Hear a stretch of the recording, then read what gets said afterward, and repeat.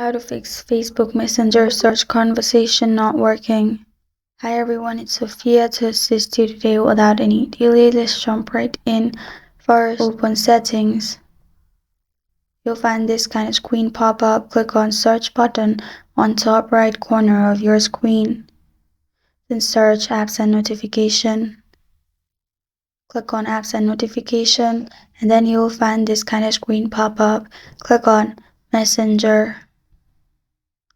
After clicking on Messenger, force stop the app. Click on Storage and cache and clear storage.